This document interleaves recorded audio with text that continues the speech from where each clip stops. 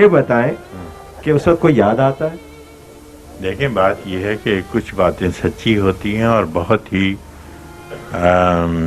گہری سچائی کی حامل ہوتی ہیں.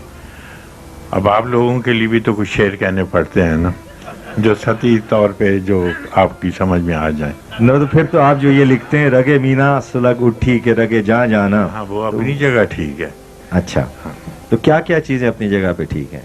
ایک تو سب سے بنیادی بات یہ ہے کہ محبت، عشق، امن، دوستی یہ ایسی سچائیاں ہیں جن سے انکار نہیں کیا جا سکتا، اور ان کے بارے میں جتنا لکھا جائے، جتنا سوچا جائے اور جتنا ان کو بڑھتا جائے اتنے ہی یہ خوبصورت ہوتی جاتی ہیں اور مستحکم ہوتی جاتی ہیں. میں تھوڑی سی گستاخی کرنا چاہتا ہوں. جی. بار بار محبت، بار بار عشق. محبت تو ایک کنٹینیوس سلسلہ ہے، ایک زنجیر ہے. جس کو بھی چاہا اسے شدت سے چاہا ہے فراز. سلسلہ ٹوٹا نہیں ہے درد کی زنجیر کا. صحیح. یہ بتائیں کہ ہمارے صوفیوں نے بھی عشق کی بات کی ہے، لیکن ان کا محبوب اور ان کا وقت اور ان کا عشق ایک طرف. آپ جس عشق کی بات کرتے ہیں اور جو ان صوفیوں نے عشق کی بات کی ہے اس میں فرق کیا ہے؟ بات یہ ہے کہ پرانا ایک مقولہ ہے فارسی میں، کہتے ہیں تصوف برائے شعر گفتن خوب است. لیکن تصوف اپنی جگہ کوئی ایسی چیز نہیں ہے. جو عشق مجازی سے بھاگتے تھے یا اس قابل نہیں تھے وہ عشق حقیقی میں دوڑ جاتے تھے.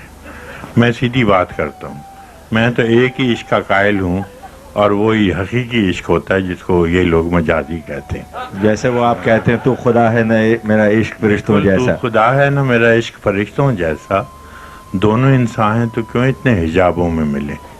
اچھا یہ بتائیے کہ آپ کی شاعری کسی حادثے کی وجہ سے یا اتفاقاً یا ویسے ہی کوئی آپ کے؟ نہیں، یہ جو ہوتا ہے سیلف ڈسٹرکشن کا جرثومہ، یہ تو اندر موجود ہوتا ہے. اس کے لیے کوئی بہانہ ہوتا ہے. یہ ایٹم کا ذرہ اندر موجود ہوتا ہے. بعض اوقات یہ تخریب کی طرف لے جاتا ہے جہاں آدمی روئن ہو جاتا ہے، تباہ ہو جاتا ہے، اور دوسروں کے لیے بھی ایسی سبیل پیدا کرتا ہے. لیکن بعض اوقات یہ اتنا تخلیقی عمل پیدا کر دیتا ہے کہ وہ شاعری، موسیقی، پینٹنگ اور جتنے فنون لطیفہ ہیں اس میں، ورنہ سیاستدان بننا تو کوئی مشکل بات نہیں. صحیح. میں فراز اس آپ کے ساتھ جو ابھی ہوا ہے وہ جس ہمت سے